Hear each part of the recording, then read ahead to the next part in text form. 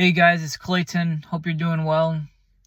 And I just want to come on here and share a little bit of what I've been reflecting on through some experiences recently. So I started to shadow some more occupational therapists, such as in the setting of skilled nursing with memory care. That was my first time shadowing an occupational therapist or skilled nursing facility in memory care. And yeah, just to talk about it a little, it was definitely interesting. I noticed a lot of people that are in memory care, have a lot of neurological issues, and it's hard for them to believe and get up and move and do like ADLs, activities of daily living, meaningful things that we take for granted. So it's definitely humbling, and it really does make you appreciate just the small, simple things in life. I really liked how the occupational therapist focused on like cognitive functional levels and really met the person where they're at and adjusted it, like their environment according to the person and their needs. So it wasn't like black and white or a cookie cutter method. It was cool to see the documentation, like how you can diagnose and adjust treatment plans specific to the person. The CODAs, the occupational therapy assistants, same thing. It's just they led most of the exercise and activities. I think I would just want to do more instead of just like doing the exercises or activities. Not that that's bad. Some people are content with that, but I would like to do more. So also the PTAs and the physical therapists, definitely interesting to shadow. I didn't shadow them that much. I was looking more for occupational therapy because I know what PT is. And yeah, I saw most of the PTs and PTAs just led exercises, which makes sense. But like I just see, it seems to be like in a skilled nursing facility from my experience. I could be wrong, and I don't want to overgeneralize it based on my experience. They just really focus on movement, which isn't bad. And it doesn't seem very holistic. Like, I think it was more interesting to see what the occupational therapist does, because it seems to be they can do like everything, or they do everything. They focus on like cognitive function for neurological issues or conditions as well. Then earlier last week, I shadowed a sports physical therapy clinic, and that was really interesting. I think a lot of us can see that being the fairy tale or dream, working with athletes, because it's so cool. It's also like promoted and marketed a lot. Like, be that movement specialist to help people relieve pain, get better, so they can get back to doing what they love, such as playing sports or just simple daily activities. Then also, I shadowed an occupational therapist through LLA therapy, and that was definitely a different environment. It was pediatrics, my first pediatrics environment shadowing, and yeah, it's just such a humbling and fun environment. Like, I don't think I can see myself doing that though long term.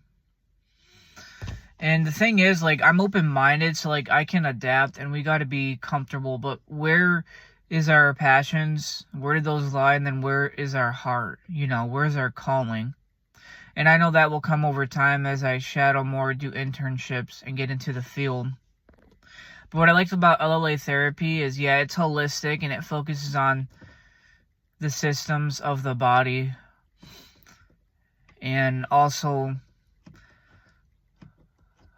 emotional regulation for young children. I would like to shadow a physical therapist in peds.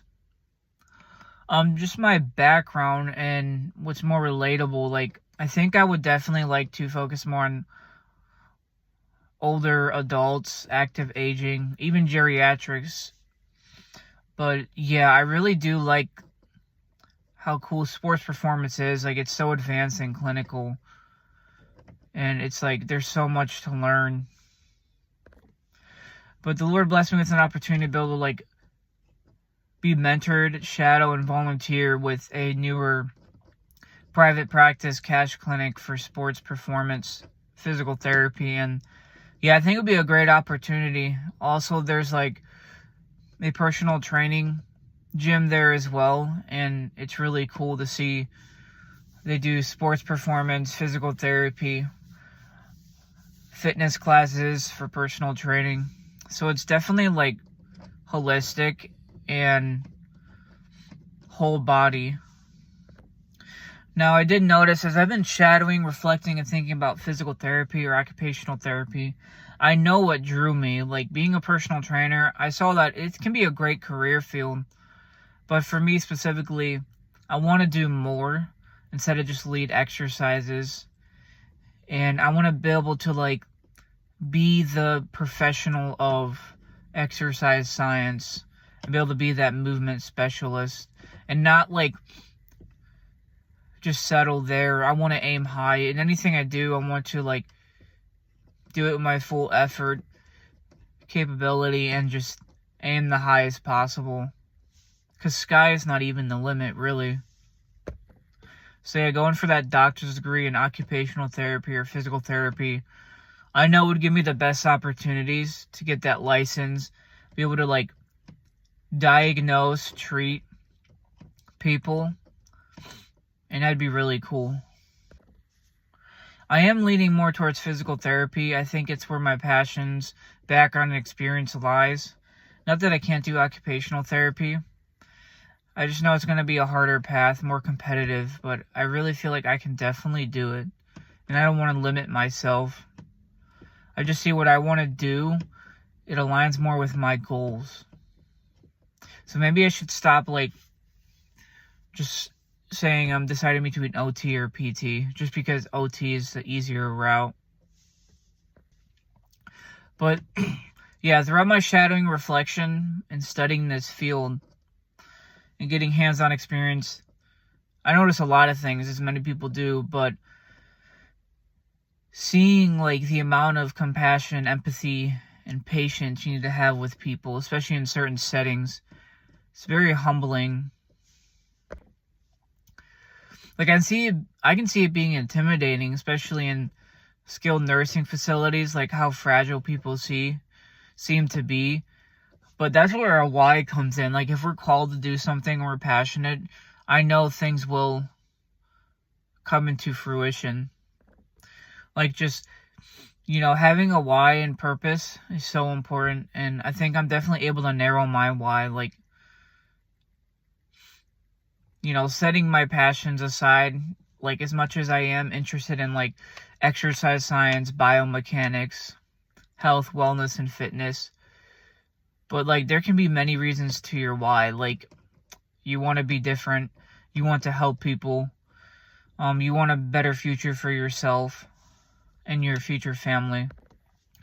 But I think when it comes to my why of wanting to be like a physical therapist is, just being able to have no cap or limitation in what I can help people with. And I know in a perfect world that would be nice, but I also know like insurance tends to limit our practices, and that's what you can do with a private practice or business without insurance involved. You can do whatever you want, and there's no limitation with the service you can provide people. Like I hear and see the history of humans and how physical therapy and occupational therapy started. Like it's just so cool to be able to like use exercise as medicine. Like who knew? Yeah, who knew that you can literally like use a natural healing of the body just through movement to help people like get. And then thinking about all the settings you can work in, like you're not just stuck in a certain setting. Like for example, you can start off in home health and literally be your own boss.